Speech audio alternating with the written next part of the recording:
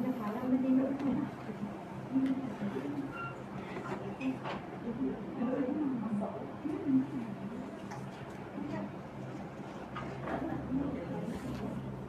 Allah.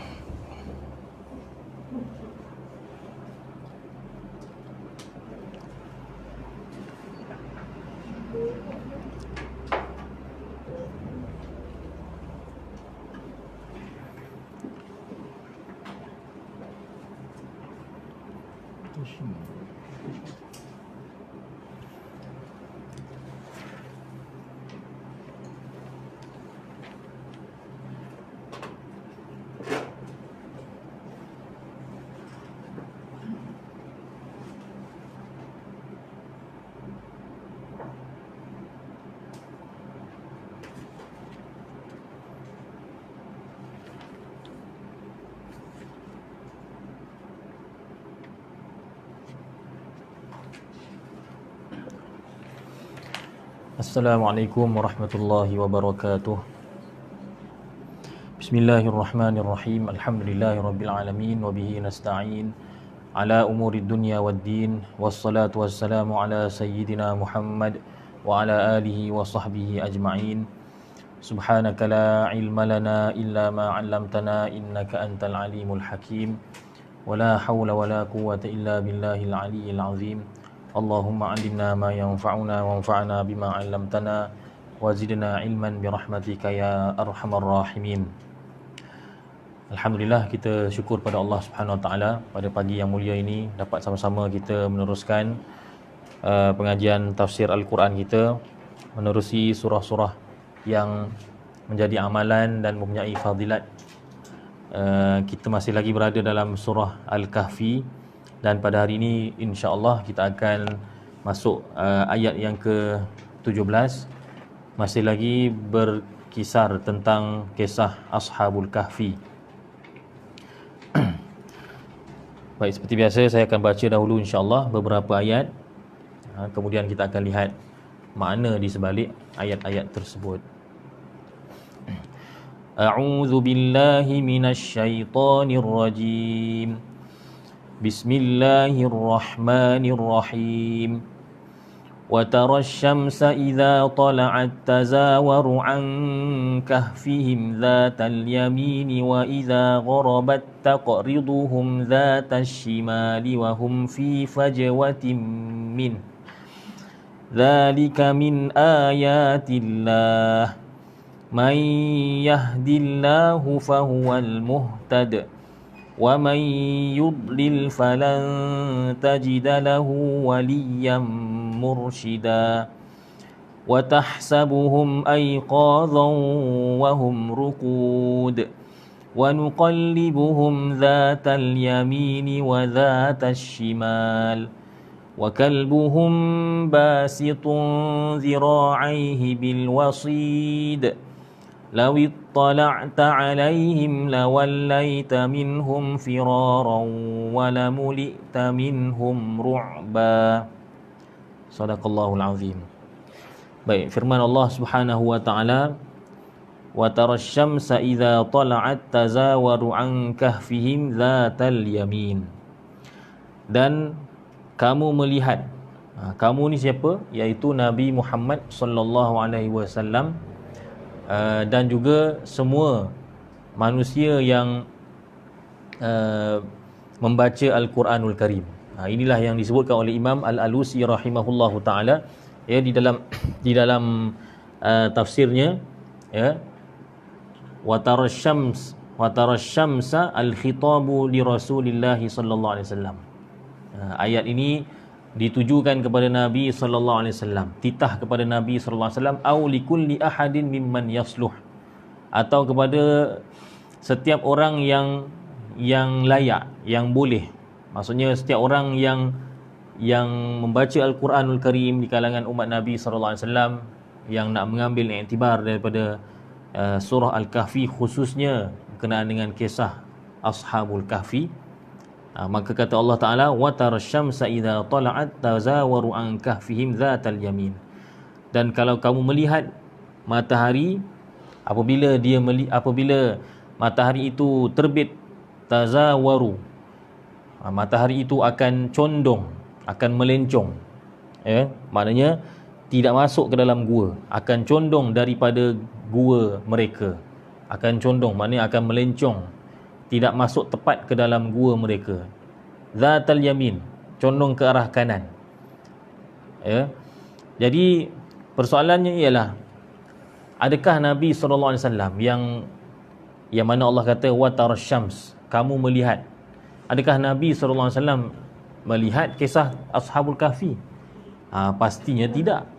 Tetapi kenapa Allah Ta'ala mengatakan wa tarasyams, kamu melihat wahai Muhammad SAW, padahal Nabi SAW tak melihat pun. Maka kata Imam Al-Alusi rahimahullahu ta'ala, Allah kata wa tarasyamsa itu adalah untuk mubalaghah fi zuhur, nak menggambarkan secara berlebih-lebihan bahawasanya kisah Ashabul Kahfi itu memang nyata sungguh bagi Nabi SAW, kerana Nabi SAW diberikan wahyu oleh Allah, diberikan ilmu oleh Allah, sehingga Nabi SAW seolah-olah macam nampak depan mata kisah Ashabul Kahfi itu. Sebab itu Allah kata wa tarasyams, dan kamu wahai Muhammad melihat matahari. Matahari yang ada pada zaman Nabi SAW tu ialah, tapi matahari dalam kisah Ashabul Kahfi yang mana dialihkan pergerakannya tadi, itu Nabi SAW tak lihat, tetapi Allah kata kamu melihat. Maksudnya ialah Allah Ta'ala telah khabarkan pada Nabi SAW kisah itu dengan jelas, sehingga seolah-olah Nabi SAW melihat dengan sesungguh-sungguhnya, dengan sebenar-benarnya. Apa yang dilihat iaitu asyamsa, matahari. Apabila matahari itu terbit, tala'at, terbit, tazawaru, dia condong ataupun dia melencong. Tazawaru, dalam qiraat lain membacakan tazawaru, dia idghamkan antara ta dengan zai, tazawaru, ya, tapi makna sama saja, iaitu asalnya ialah tatazawaru sebenarnya, asal dalam bahasa Arab. Cuma dari segi bacaan Quran kita warisi daripada Nabi SAW, tazawaru ataupun tazawaru, dan ada juga qiraat lain, cuma saya tak berapa pasti bacaannya bagaimana. Qiraat lain ada membaca dengan cara yang lain, tapi maksudnya sama, iaitu apa dia, iaitu melencong, iaitu cenderung, ataupun condong. Sebab tu kita panggil ziarah, kan, dalam bahasa Arab, zara fulanun sadiqahu, si fulan telah menziarahi rakannya. Maksudnya ialah si fulan itu dia melencong pergi rumah kawan dia. Dia telah cenderung hatinya kepada kawannya, condong hatinya kepada kawannya. Kalau tak condong, buat apa dia nak pergi ziarah, kan? Kalau dia tak suka, dia tak akan pergi ziarah. Tu tazawaru tu dia ada kaitan dengan ziarah, condong ataupun melencong, ya. Maksudnya apa? Maksudnya yang nak disampaikan ialah cahaya matahari itu dia tak menembus masuk ke dalam gua tadi. Dia condong ke kanan. Wa idza gharabat, dan apabila matahari itu nak terbenam, ya, menuju ke barat, taqriduhum dhatas shimal, maka matahari itu taqriduhum, taqriduhum ni maknanya memutuskan mereka atau melepasi mereka atau meninggalkan mereka, dhatas shimal, ya, ke arah shimal, ke arah kiri. Kalau ketika matahari itu nak tenggelam, matahari itu akan condong ke kiri, akan lari sikit, dia punya arahnya itu ke kiri. Wahum fi fajwatim min, dalam keadaan, waw itu ialah waw ma'iyah, dalam keadaan, ataupun waw haliyah, waw yang menunjukkan hal keadaan mereka ketika itu. Mereka itu ialah Ashabul Kahfi lah. Fi fajwatin, di dalam fajwah. Fajwah maksudnya ialah tempat yang luas, tempat yang luas. Fi fajwatin min. Apa yang nak disampaikan di sini ialah, maksudnya gua Ashabul Kahfi itu agak luas dalamnya. Jadi mereka berehat, tidur di tengah-tengah kawasan yang luas tu, di tengah-tengah gua yang ada sedikit lapang. Itu maksudnya. Zalika min ayatillah. Itulah sebahagian daripada tanda-tanda kebesaran Allah Subhanahu Wa Taala. Jadi apa yang kita sebut tadi, bahawasanya matahari itu lari sedikit pergerakannya. Sebenarnya matahari tak bergerak pun kalau ikut sains kan. Bumi yang bergerak. Cuma pada pandangan kita yang ada di bumi ni, kita nampak matahari lah yang bergerak. Jadi kita cakap ni atas dasar apa yang kita nampak lah. Mengikut tafsiran tadi, matahari itu pergerakannya itu lari sedikit. Dia ke kanan sikit, ke kiri sedikit. Kerana apa? Kerana semata-mata tak nak orang-orang Ashabul Kahfi itu terjaga daripada tidurnya. Kerana pancaran sinaran matahari. Ini adalah salah satu daripada tafsiran. Ada juga tafsiran yang lain, iaitu tafsiran yang dikemukakan oleh Imam Ibn Katsir. Ya, yang mana Imam Ibn Katsir dia baginya bukanlah matahari itu yang berubah. Imam Ibn Katsir kata pintu gua itu menghala ke arah selatan. Matahari itu dia dari timur ke arah barat. Jadi yang dimaksudkan bahawa matahari itu condong atau cenderung itu, maksudnya ialah matahari itu tak masuk, cahayanya tidak masuk ke dalam gua, bukan kerana lari sedikit orbitnya, tetapi kerana pintu gua itu. Faktor yang menyebabkan cahaya tak masuk ialah pintu gua itu dia menghadap ke arah selatan. Bila ke arah selatan, jadi maknanya tak nampaklah matahari daripada pintu tu, tak nampak matahari di depan. Sebab pintu tu ke arah selatan, matahari dari timur ke barat. Dari timur ke barat. Jadi tak nampak depan mata macam itulah. Dia duduk lalu atas gua.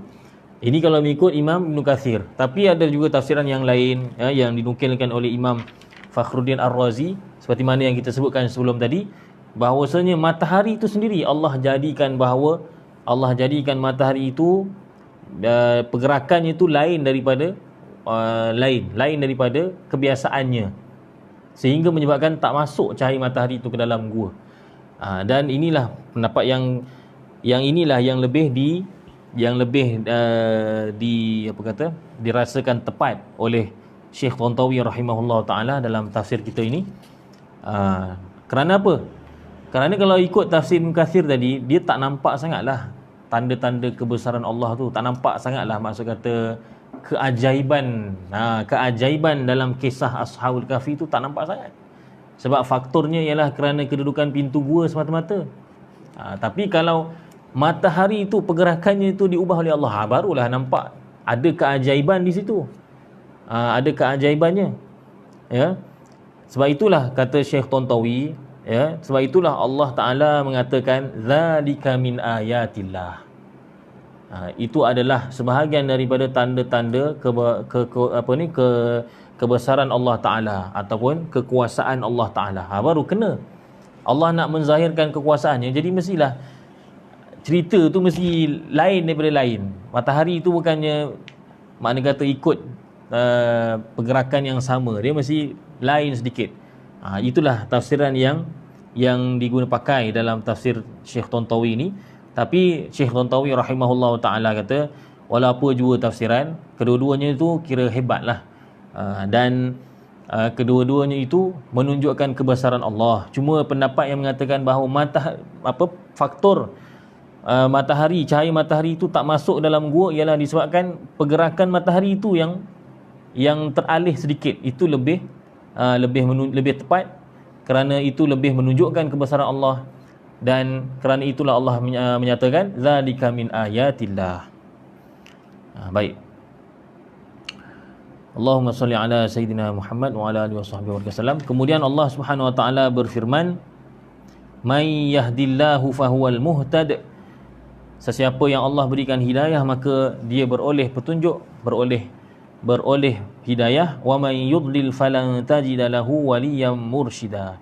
Dan sesiapa yang Allah Subhanahu wa taala sesatkan, maka tidaklah dia mendapati baginya waliyan mursyida, pembantu yang dapat membimbingnya. Allahu akbar. Jadi kalau Allah Taala yang beri hidayah, maka tidak ada siapa yang boleh sesatkan. Kan? Kalau Allah Taala nakkan seorang itu memang dia mendapat hidayah, 1 minit lagi dia nak meninggal dunia pun dia boleh dapat hidayah. Kalau orang tu memang Allah Ta'ala nak sesatkan, 1 minit sebelum dia meninggal dunia pun dia boleh jadi sesat. Sebab tu kita kena sentiasa merisaukan bagaimana keadaan pengakhiran diri kita. Mudah-mudahan dalam keadaan husnul khatimah lah.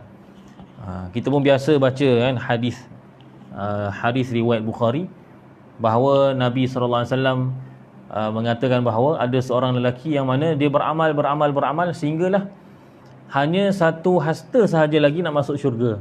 Sikit sahaja lagi. Hanya 1 hasta, maknanya betapa dekat dia dengan syurga. Memang dah dekat sangat dah. Tetapi akhirnya oleh kerana Allah Ta'ala memang telah takdirkan bahawa dia ni ahli neraka, maka sebelum mati dia telah beramal dengan amalan ahli neraka. Maka matilah dia dalam keadaan su'ul khatimah. Maka habislah segala amalannya yang dia buat daripada awal kehidupannya sehinggalah dia bertukar kehidupannya tadi. Akhirnya mati dalam keadaan sebagai ahli neraka. Dan begitu juga sebaliknya. Ada juga orang yang mana dari awal kehidupannya sehinggalah dari awal kehidupannya memang beramal dengan amalan ahli neraka, sehingga kata Nabi SAW, hatta ma yakunu bainahu wa bainan nari illa zira', sehingga tidak ada jarak di antara dia dengan neraka melainkan hanya 1 hasta. Sikit lagi nak masuk neraka. Tapi akhirnya Allah bagi hidayah kepada dia, dan akhirnya mati dia sebagai ahli syurga. Dia beramal dengan amalan ahli syurga di akhir hayatnya dan masuk dia dalam syurga. Maka itulah hakikatnya semuanya adalah dengan taufik daripada Allah Subhanahu Wa Taala. Sebab tu kita disuruh untuk memohon hidayah, kan? Ihdinas siratal mustaqim itu kita ulang-ulang dalam solat kita. Tidak sah solat kita tanpa kita baca Fatihah, dan tidak sah Fatihah kita tanpa kita memohon hidayah daripada Allah.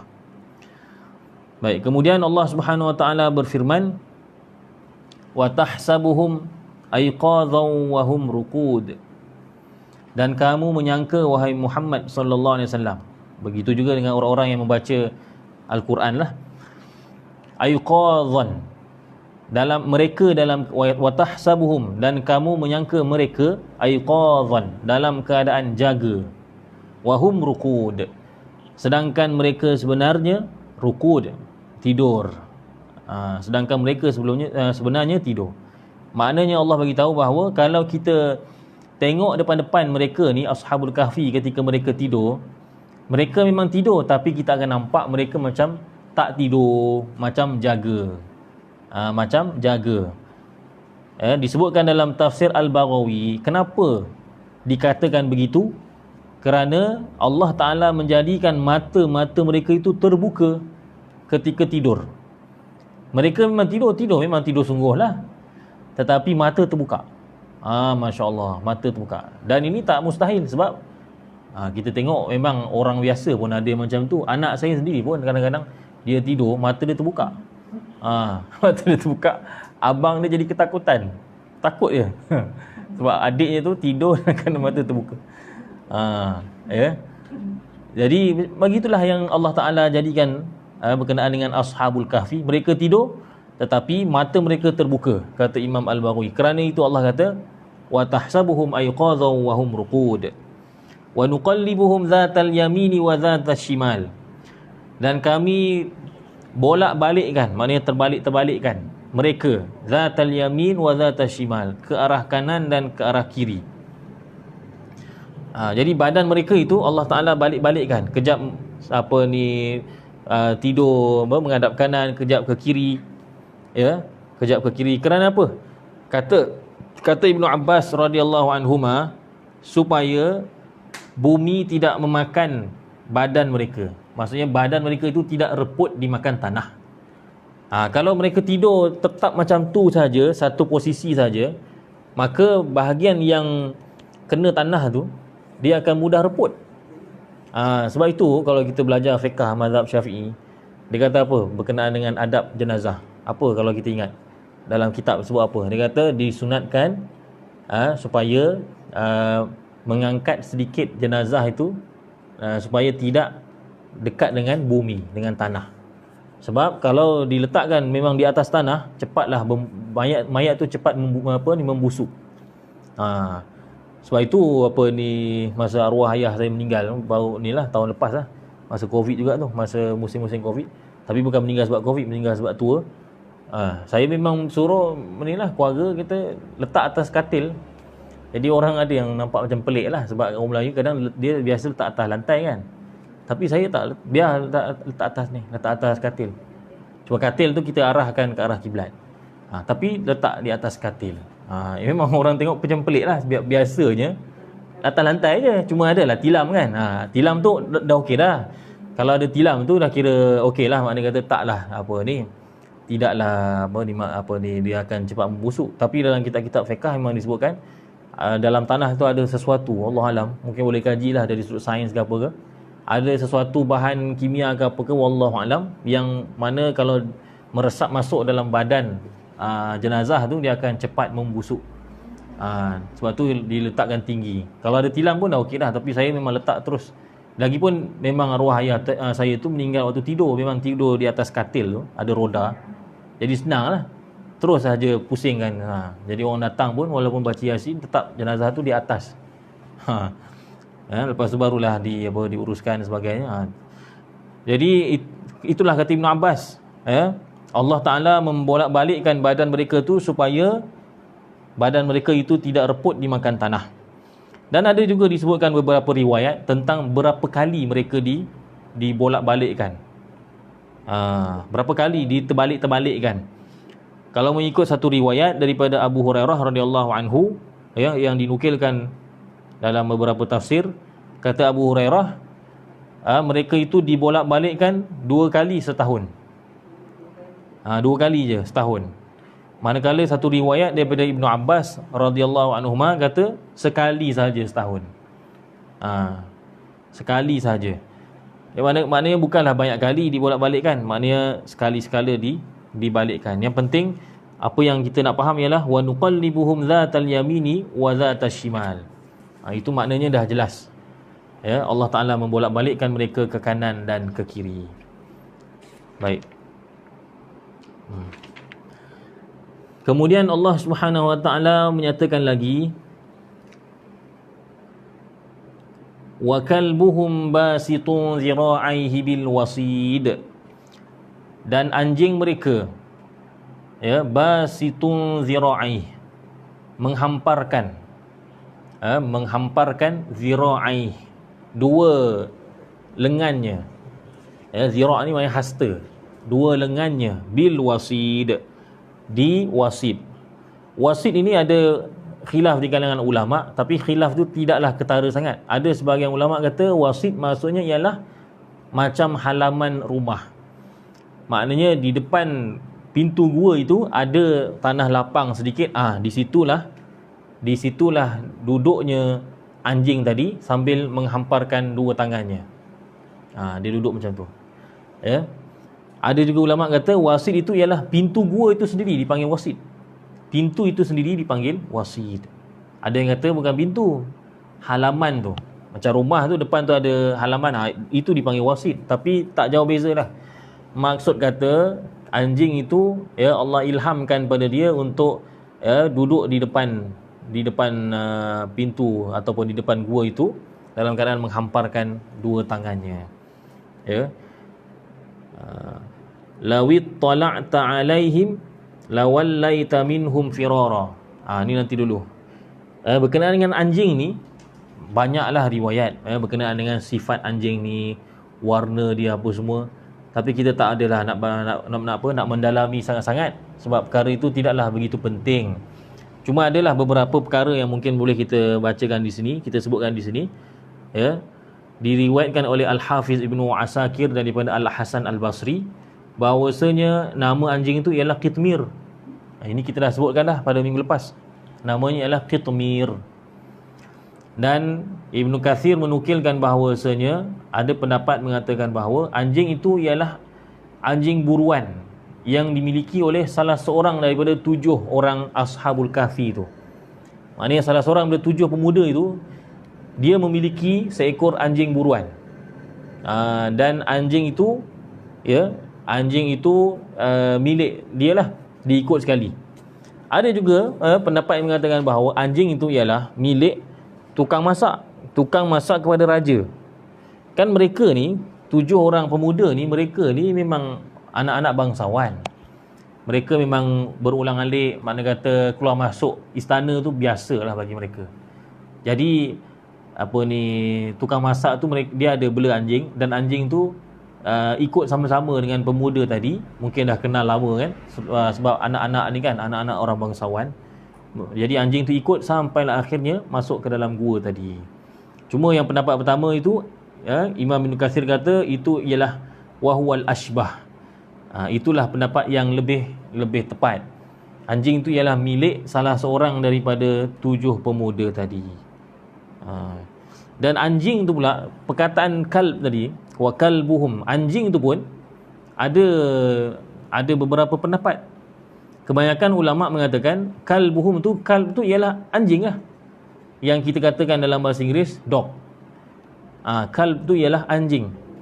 Tetapi ada juga setengah ulama mengatakan anjing tu sebenarnya bukan anjing, dia adalah singa. Kerana orang Arab menamakan juga singa sebagai anjing. Buktinya ialah satu riwayat daripada Ibnu Juraij, mengatakan bahawa kan anjing itu sebenarnya adalah kana asadan. Anjing itu sebenarnya adalah singa. Au summiyal asadu kalban, ataupun singa itu dinamakan anjing. Fa innan nabiyya sallallahu alaihi wasallam, kerana Nabi sallallahu alaihi wasallam da'a ala Utbata ibni Abi Lahab. Nabi sallallahu alaihi wasallam pernah berdoa, mendoakan kebinasaan kepada Utbah bin Abi Lahab. Apa doa Nabi sallallahu alaihi wasallam? Allahumma sallit alaihi kalban min kilabik. Wahai Allah, engkau hantarkanlah kepadanya anjing daripada anjing-anjingmu. Lalu apa yang berlaku? Faftarasahu asad. Lalu dia dibaham oleh singa. Nabi SAW doa anjing, tapi yang realiti yang berlaku, Utbah bin Abi Lahab itu dia dimakan oleh anjing, dimakan oleh singa. Jadi tu kisahnya macam tu. Kisah ni tak ada kaitan dengan Ashabul Kahfi, tapi nak bagi tahu bahawa ada setengah ulama memahami bahawa anjing ni maksudnya ialah keluarga anjing.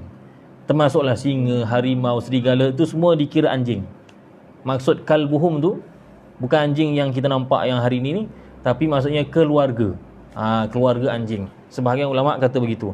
Jadi tidak salah dikatakan wa kalbuhum tu maksudnya singa.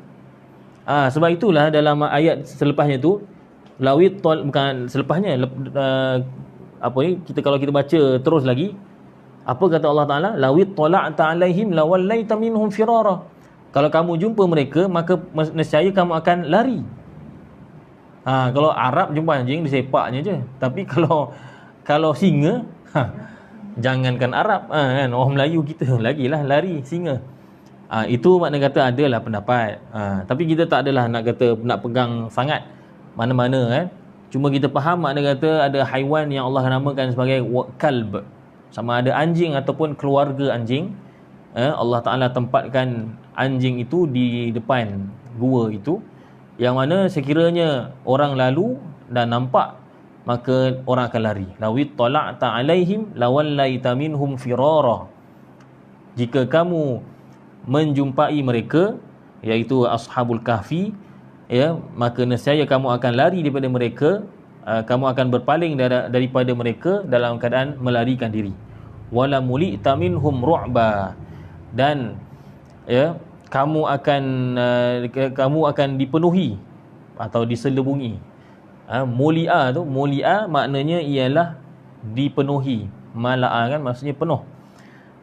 Mulia maknanya kamu akan dipenuhi, akan diselubungi dengan perasaan ru'b, perasaan takut, minhum, terhadap mereka. Yalah, mana tak takutnya kan? Dia tidur dalam keadaan mata terbuka. Ada juga disebutkan dalam setengah tafsir bahawa kuku mereka tu panjang, dan rambut mereka juga panjang. Tapi wallahu alam lah, tak tahu, tak pastilah kesahihannya. Ada disebut dalam tafsir, tapi tak semua yang disebutkan itu adalah kata sahih, kan. Tapi yang pastinya dalam Quran kata orang yang lalu tengok mereka, walaupun nampak dari luar, sebab pintu gua tu memang sentiasa terbuka, tapi akan berasa takut itulah yang menyebabkan mereka tidak ada seorang pun yang berani mendekati mereka, apatah lagi nak mengejutkan mereka daripada tidur. Berkenaan dengan anjing ini, ramai di kalangan ulama tafsir bila sampai pada ayat wa kalbuhum basitun zira'ihi itu, berkenaan dengan anjing yang bersama dengan ashabul kahfi, ramai di kalangan ulama tafsir ketika menafsirkan ayat tersebut, mereka mengambil kesempatan untuk menerangkan tentang kebaikan bersama dengan orang soleh. Kebaikan bersama dengan orang soleh. Antaranya Imam Qurtubi kata apa? Dia kata kalau anjing pun mendapat mencapai darjat yang tinggi, ialah darjat tinggilah kalau sampai disebutkan dalam Quran, dengan sebab bersahabat dan bercampur dengan orang-orang soleh, sehingga Allah mengkhabarkan berkenaannya di dalam kitabnya, maka bagaimana pula sangkaan kamu terhadap orang mukminin yang bercampur dan juga mencintai wali-wali Allah dan orang-orang soleh. Itu antara contohnya lah. Banyak lagi ulama tafsir sebutkan. Makna kata kalau anjing pun kalau dia bersahabat dengan orang soleh pun Allah muliakan. Apatah lagi orang-orang manusia yang beriman, lagilah Allah akan berikan darjat yang tinggi dalam syurga dengan sebab dia bersama dengan orang soleh. Begitu juga Syekh Tantawi rahimahullah ta'ala mengambil kesempatan di sini untuk mengingatkan kita pada hadis yang sahih daripada Anas radhiyallahu anhu, bahawa kata beliau, ketika mana kami dan juga Rasulullah sallallahu alaihi wasallam, aku dan Rasulullah sallallahu alaihi wasallam keluar daripada masjid, maka kami menjumpai seorang lelaki di masjid atau di depan masjid, maka katanya, wahai Rasulullah, mata sa'ah, bilakah berlakunya hari kiamat?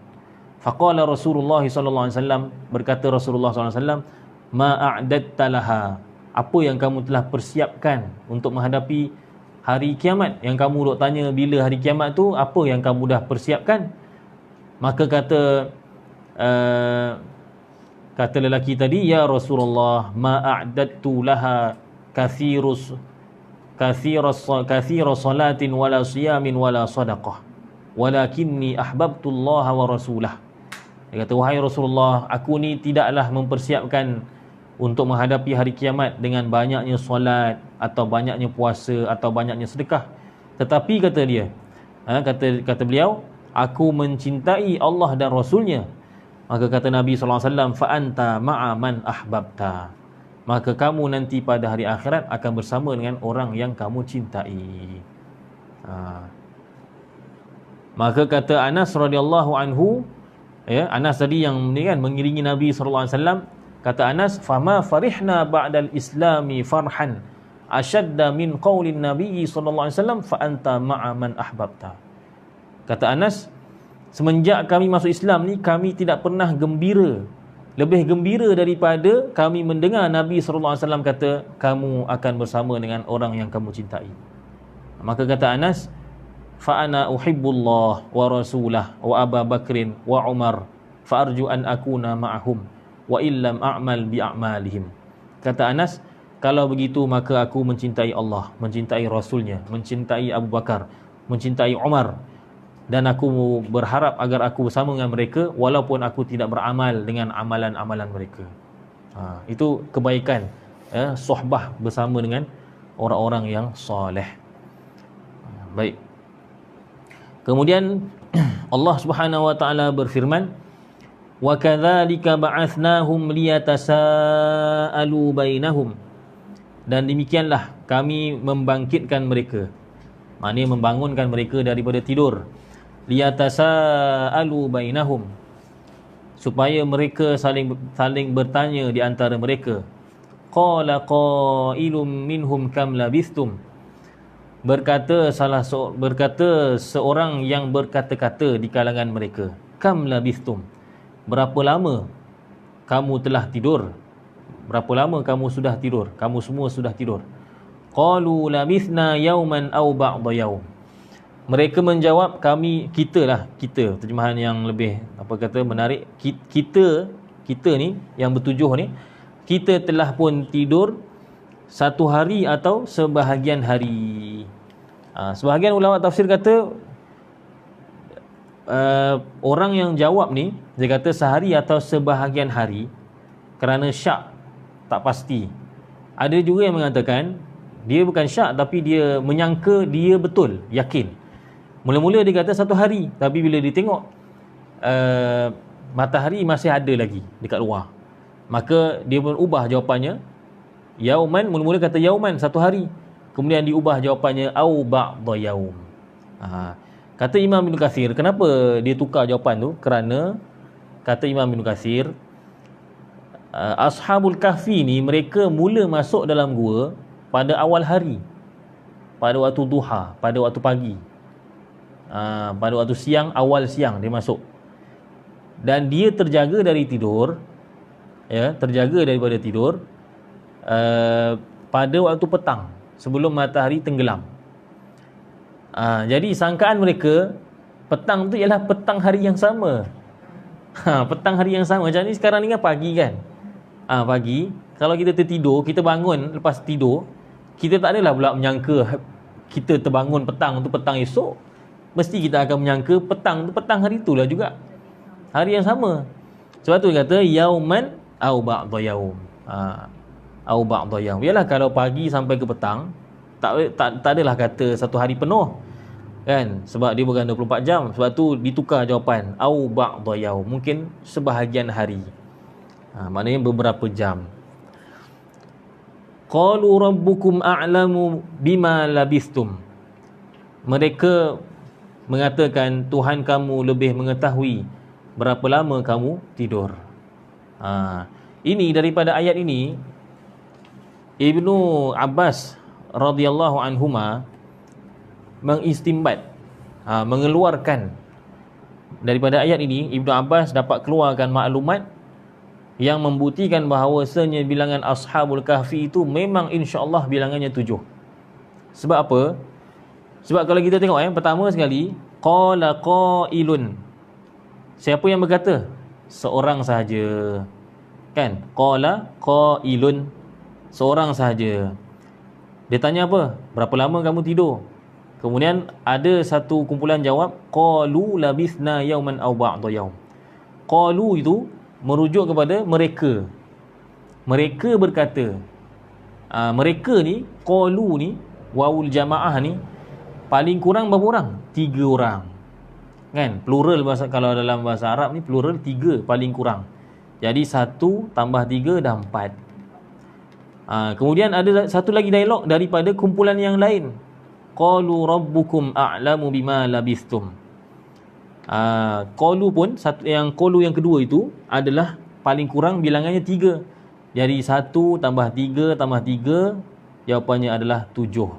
Paling kurang bilangan Ashabul Kahfi ni 7. Itu cara Ibnu Abbas faham. 1 tambah 3 tambah 3. Qala, qalu, qalu. Itu kata Ibn Abbas radhiyallahu anhuma, sebagaimana yang dinukilkan dalam tafsir Fathul Bayan. Baik, kemudian mereka berkata Tuhan kamu lebih mengetahui berapa lama kamu tidur. Fab'athu ahadakum biwariqikum hadhihi ilal Madinah. Maka utuskanlah, maknanya suruhlah seseorang untuk pergi, biwariqikum, dengan membawa wariq. Wariq dengan warak lain Wariq maksudnya ialah perak. Wariq. Kalau waraqah, kertas. Jangan pula ada pula terjemah, pergilah dengan bawa wang kertas. Salah. Tak tahulah kok ada qiraat lain, tapi dalam tafsir ni tak ada pula sebut ada qiraat lain ke apa.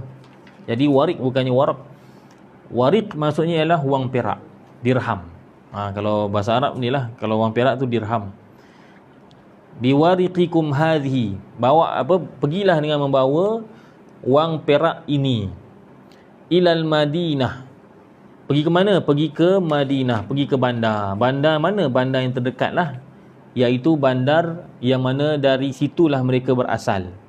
Dari situ mereka berasal. Adalah disebut oleh ulama, Imam Tahir Ibn Ashur ada sebut dalam tafsirnya, bandar tersebut nama apa? Lupa lah. Ada saya pun pernah sebut rasanya seminggu lepas ke apa. Ephesus di Anatolia, Turki. Tapi itu salah satu pendapat lah, sebab ada yang mendakwa di Ephesus Turki, ataupun di Damsyik Syria, atau di Amman Jordan. Di Amman pun bukan di tempat-tempat Amman, dia 7 kilometer dari Amman. 7 kilometer dari Amman. Ada yang kata yang di Jordan tu lebih tepat, sebab kalau tengok pada ayat Quran semua, cara penceritaan tu memang nampak lebih kena dengan struktur gua dekat dalam di Amman tu. Gua besar kan. Sebab tu disebut tadi fajwah. Fajwah tu maknanya tempat tu besar. Bukannya menyempit-nyempit, tidur sempit. Tak, mereka tidur dengan selesa sebenarnya. Fajwah, tempat yang luas dalam tu. Ya. Jadi apa pun tak kisahlah, yang penting ilal Madinah. Mereka pergi diutuskan salah seorang untuk pergi ke Madinah, pergi ke bandar. Buat apa? Falyanzur ayyuha azka ta'ama. Maka hendaklah dia, iaitu orang yang diutuskan salah seorang daripada kita itu, melihat, maknanya mencari mendapatkan mana satukah azka ta'ama, makanan yang lebih baik. Cari makanan yang terbaik. Ini salah satu daripada tafsiran. Ada juga tafsiran yang mengatakan azka ta'aman itu maksudnya ialah makanan yang paling banyak. Sebab mereka bangun tidur, mereka lapar. Macam kita lah, bangun tidur lapar. Kan? Jadi mereka lapar. Jadi mereka kata, dengan duit banyak ni, kamu pergilah cari semaksimum makanan yang boleh kita dapati dengan duit yang kita ada ni. Dengan setakat duit yang ada ni, yang terbatas ni, carilah makanan yang paling banyak kita boleh dapatkan. Itu satu tafsiran. Dua-dua tafsiran sebenarnya betul. Azka mempunyai maksud suci kan, sebab tu dipanggil penyucian jiwa sebagai tazkiyatun nafs. Jadi azka itu dari tazkiyah ataupun zakah yang bermaksud suci. Azka juga boleh sama juga kembali pada zakah, dan zakah juga boleh diterjemahkan sebagai numu, iaitu berkembang. Zakat itu dinamakan zakat kerana orang yang bayar zakat, hartanya akan berkembang, bertambah. Jadi azka itu boleh juga ditafsirkan sebagai makanan yang paling bertambah, paling banyak. Sebab itu ada dua tafsiran. Ada yang kata azka ta'aman maksudnya ialah sebaik-baik makanan.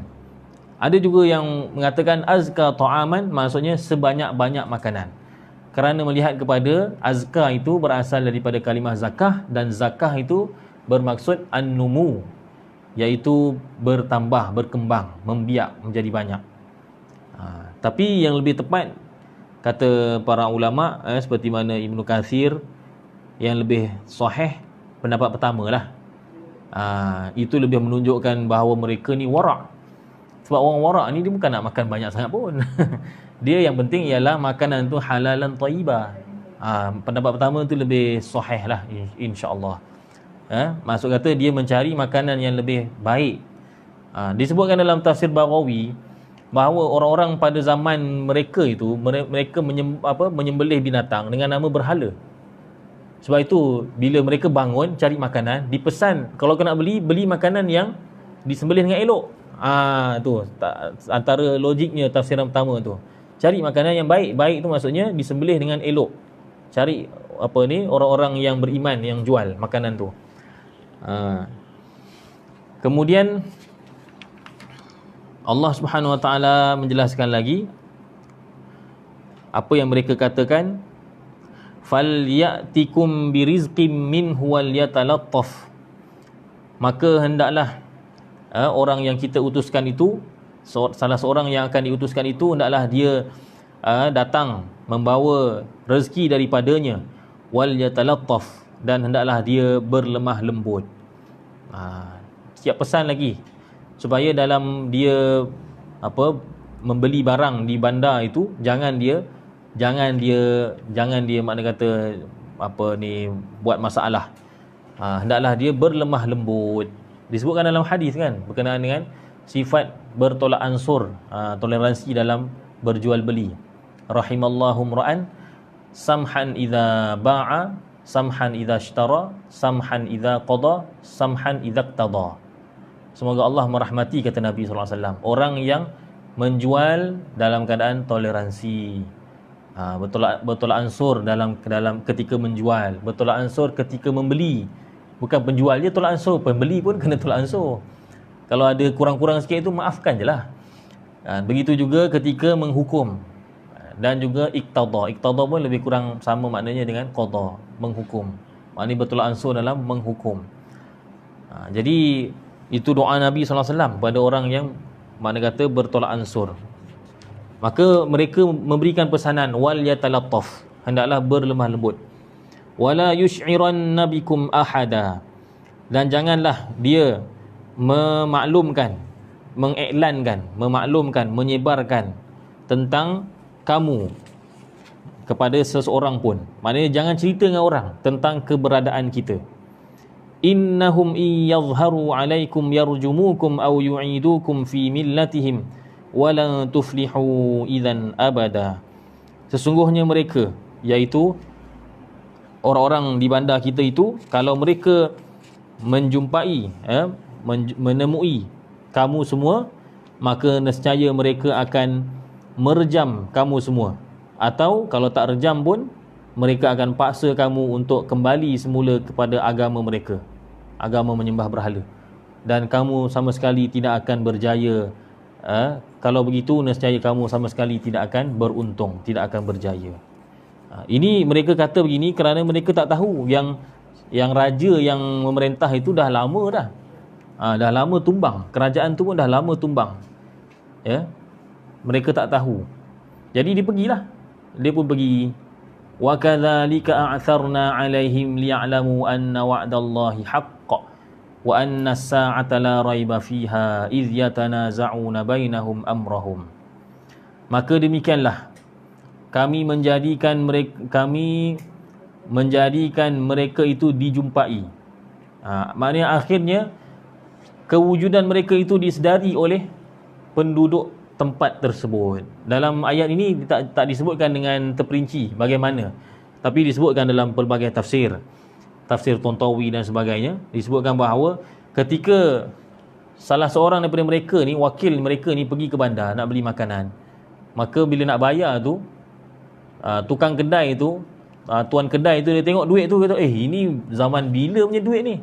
Maka orang kedai tadi pergi pula kedai sebelah, tanya, kau tahu tak ni tahun bila ni? Oi, ni lama ni. Dia pun akhirnya seluruh penjual tu datang kerumun kat dia. Kerumun kat dia. Akhirnya daripada tak nak tahu, Allah jadikan bahawa mereka tu diketahui. Mereka diketahui keberadaan mereka itu. Ya. Macam Nabi SAW lah. Asalnya kan Nabi SAW tak nak cerita tentang Isra Mi'raj. Tapi akhirnya Allah Ta'ala jadikan akhirnya cerita tu diketahui oleh semua orang. Siapa yang Allah gunakan? Allah pergunakan Abu Jahal. Abu Jahal tu jadi asbab pula. Asbab orang ramai berkumpul dan mendengar cerita Nabi SAW tentang Isra Mi'raj tadi. Itulah kadang-kadang kita plan macam ni, tapi Allah nak jadi macam ni. Mereka plan tak nak cerita dengan orang, tapi akhirnya orang tahu dah semua. Bermula dengan satu kedai, kemudian 2 kedai tahu, 3 kedai, akhirnya bandar tu, seluruh bandar tu semua tahu. Dan disebutkan dalam tafsir, akhirnya raja ketika itu tahu cerita tentang itu. Maka dipanggil wakil yang seorang tadi tu, pergi ke istana. Maka raja tadi sangat gembira bila tahu keberadaan mereka, kewujudan mereka. Sebab apa? Sebab kerajaan yang ada ketika itu ialah kerajaan yang baharu. Kerajaan itulah yang menumbangkan kerajaan lama. Jadi mereka gembiralah, menunjukkan bahawa mereka berada di pihak yang benar. Sebab Allah Ta'ala telah tunjukkan adanya orang yang Allah selamatkan daripada kerajaan yang lama, yang jahat, yang zalim dan yang melakukan syirik kepada Allah Subhanahu Wa Ta'ala. Maka raja tu datang. Raja tu dibawa oleh wakil tadi masuk ke gua. Dan raja tadi berkenalan dengan 7 orang pemuda tadi. Setelah raja tu keluar daripada gua dan meninggalkan gua tadi, semua dah balik. Mereka yang 7 orang tadi makan dan kembali balik semula ke tempat masing-masing. Mereka berehat. Akhirnya Allah Ta'ala tidurkan mereka selama-lamanya. Mati terus. Akhirnya mati terus. Jadi kalau orang tanya, Ashabul Kahfi ni akhirnya cerita dia macam mana? Akhirnya mereka mati. Mereka mati. Mereka hidup sekejap je. Sementara tunggu makanan je. Tunggu, kemudian datang raja balik, mereka rehat-rehat, mati. Ya. Disebutkan dalam tafsir Ibnu Katsir daripada Qatadah bahawa Ibnu Abbas radhiyallahu anhuma pernah sekali bersama dengan Habib bin Maslamah Ya, mereka pergi berperang di salah satu negara yang dikuasai oleh Rom. Mereka lalu satu gua. Maka mereka melihat tulang belulang. Maka kata salah seorang di antara mereka, salah seorang daripada tentera Islam tadi, inilah dia tulang belulang. Dia bukan beritahu, dia tanya. Dia tanya, adakah ini tulang belulang Ashabul Kahfi? Maka Ibn Abbas ketika itu ada dalam kumpulan tersebut, dalam angkatan tentera itu. Ibn Abbas kata, betul. Laqad balita atau baliyat izamuhum min akthari min thalathi mi'ati sanah. Ibn Abbas kata betul, inilah dia tulang Ashabul Kahfi, yang telah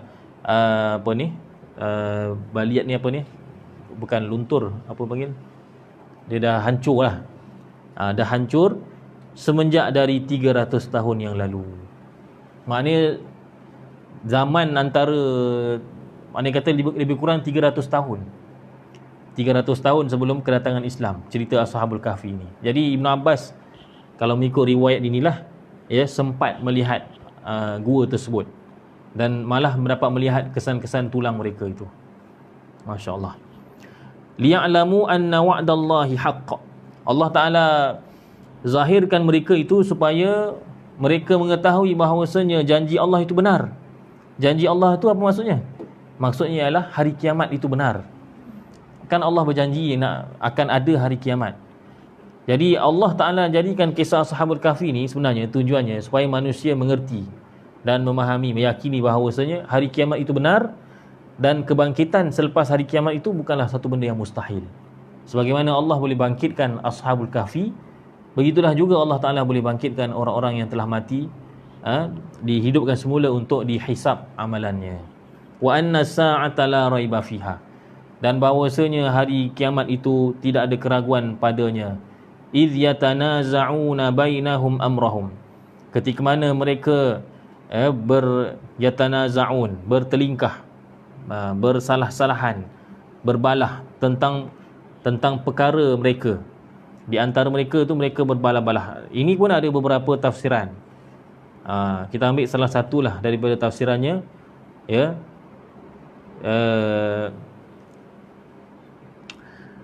Ketika idh yatanaza'una bainahum amrahum itu, kalau mengikut salah satu tafsiran, maksudnya ialah ketika mana manusia berbalah-balah tentang kisah Ashabul Kahfi itu.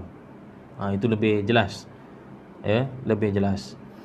Faqalu bunu alaihim bunyana. Lalu mereka, iaitu orang-orang di tempat itu, setelah mengetahui bahawasanya Ashabul Kahfi itu sudah mati, ya, orang-orang di situ mengatakan ubnu, kalau kita kalau kita sambung, faqalu bunu alaihim bunyana.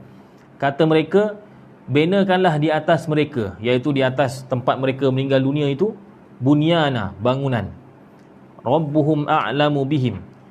Tuhan kamu lebih mengetahui tentang mereka. Qala allazina ghalabu ala amrihim lanattakhidhanna alaihim masjida. Dan tadi ada yang mengatakan dirikan sebuah bangunan di atas gua mereka, gua tempat mereka meninggal tadi. Tuhan mereka lebih mengetahui tentang mereka.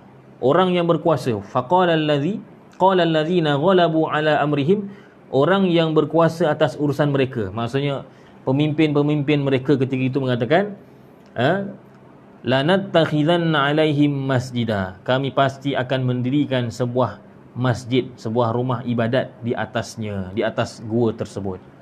Ini ayat ni banyak dibincangkan oleh ulama, ya. Ulama yang menganggap, yang berpandangan bahawa boleh dibinakan makam contohnya di atas kubur orang-orang soleh, mereka jadikan inilah dalilnya. Ini dalilnya. Manakala ulama yang mengatakan tak boleh dibinakan makam di atas kubur orang-orang soleh dan sebagainya, mereka menggunakan dalil pada hadis, iaitu hadis riwayat Bukhari dan Muslim daripada Abu Hurairah radhiyallahu anhu. Kata Nabi sallallahu alaihi wasallam, la'anallahu al-yahuda wan nasara ittakhadhu qubur anbiya'ihim masajid. Allah melaknat Yahudi dan Nasrani, mereka menjadikan kubur-kubur nabi-nabi mereka sebagai masjid. Jadi masalah ni masalah khilaf lah. Saya tak mahulah nak bincang panjang. Cuma kita yang bermazhab Syafi'i ni, elok kita pegang mazhab Syafi'i je senang. Kalau orang tu memang diketahui orang yang soleh, dalam mazhab Syafi'i mengatakan tidak salah membina sedikit binaan sekadar untuk memberitahu pada generasi yang akan datang ini adalah kubur orang soleh. Boleh. Dalam mazhab Syafi'i boleh. Cuma jangan melampau-lampau lah. Sikit boleh. Ya. Adapun orang biasa, itu makruh. Orang biasa kalau dibina bangunan di atas kuburnya, hukumnya adalah makruh. Kalau sekiranya sehingga mengambil ruang, maknanya lebih daripada petak lot kuburnya, maka jadi haram. Kalau tak ambil ruang, dia hanya petak sahaja tapi dibuat tinggi macam tu, maka hukumnya adalah makruh. Adapun yang hadis tadi, ulama mazhab kita mengatakan bahawa orang-orang Yahudi itu dilaknat oleh Allah bukan hanya kerana mereka membuat makam di atas kubur tu, tapi kerana mereka memang sujud dekat situ. Yang tu yang tak boleh. Kalau memang menyembah nabi-nabi, orang-orang soleh, itu memang tak boleh lah. Kita Islam pun tak boleh. Jadi itu berkenaan dengan ni lah. Kalau nak tahu lagi, kena tanya pada ustaz-ustaz yang mengajar fiqah. Mungkin mereka boleh lebih terperinci lagi perbahasannya. Jadi kalau orang-orang soleh dalam mazhab kita, mazhab Syafi'i, boleh membina sedikit binaan untuk menunjukkan pada generasi yang akan datang ini ialah Imam Syafi'i, ini ialah Syekh Abdul Qadir Jilani contohnya, makam dia, untuk bagi tahu pada dia, bagi tahu pada orang seterusnya. Adapun orang awam, kubur-kubur nenek kita ke, mak ayah kita ke, kalau kita bina lebih daripada 1 jengkal tingginya, maka makruh hukum dia. Tapi kalau bina bukan ke atas tingginya, dia melebar pula, makan ruang. Tanah tu bukan tanah kita, bukan tanah tok nenek kita, tanah wakaf. Kan? Kita makan lebih dari ruang, itu haram hukum dia. Jadi kalau kita tengok di kubur, tak tahulah, kalau kami Bandar Baru-Wangi di Sungai Tangkas. Sini Sungai Ramal, perkuburan Sungai Ramal. Kita tengok sekarang ni pejabat agama dia kata kalau nak bina pun dia ada dia punya dia ada ni kan, tak boleh lebih daripada ni, tak boleh lebih. Jadi baguslah. Bagus, maknanya kata tak ada melampau sangatlah. Ya. Biasanya memang kita tak akan, kalau orang bina pun dia tak ada sampai tahap haram lah. Biasa kita lihat dia makruh. Maknanya dia masih lagi menjaga petak tu. Petak tu dia tak akan lebih. Kalau lebih, itu memang kata salah lah. Kan? Salah lah sebab dia ambil ruang lebih daripada keperluan. Sebab tu bukan duit dia. Duit wakaf. Kan? Namanya, kalau dalam istilah fiqah, namanya tanah sabil. Maksudnya tanah yang diwakafkan fi sabilillah. Tapi ini cerita zaman dulu. Zaman dulu mungkin tak ada masalah. Jadi mereka penguasa ataupun kerajaan ketika itu kata kita akan bina masjid. Masjid lagi di atas kubur mereka. Bukan, ialah di atas gua, bermakna kubur mereka di bawah tu. Maknanya hakikatnya memang di atas gua lah. Di atas kubur mereka lah. Dibinakan masjid di atas tempat tersebut, supaya apa? Supaya orang ramai mengenali inilah orang-orang yang mendapat karamah, kemuliaan daripada Allah Ta'ala, yang mana Allah Ta'ala telah menjadikan mereka itu hidup walaupun tidur beratus tahun, nak menunjukkan betapa hebatnya Allah Subhanahu Wa Ta'ala. Baik, insyaAllah untuk hari ini saya rasa cukup sekadar ini. InsyaAllah kita akan terangkan lagi pada masa akan datang. Ada lagi sikit ni, ayat 22 masih lagi berkenaan dengan Ashabul Kahfi. 22 je tinggal, 23 dah lain. Ayat 23 sudah masuk cerita lain. Wallahu alam. InsyaAllah semoga bertemu lagi pada minggu akan datang. Wassalamualaikum warahmatullahi wabarakatuh. Sama-sama.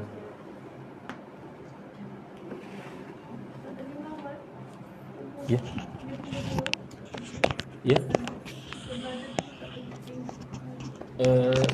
Tak pergi. Saya kat Mesir, Jordan sana, seberang sana. Saya nak ada sekali tu nak pergi Jordan lah. Lepas tu masa tu ada